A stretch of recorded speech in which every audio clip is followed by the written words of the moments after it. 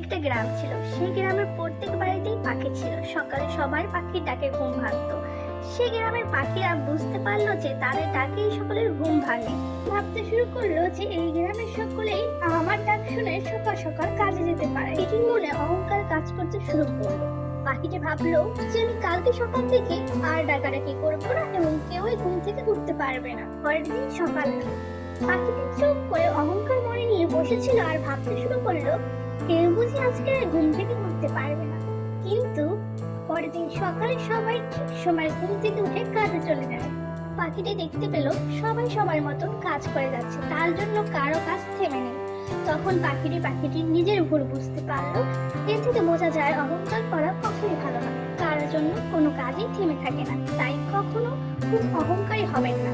অহংকারী যদি হন তাহলে দেখবেন যে আপনার মূল্যই আস্তে আস্তে কমে যাবে।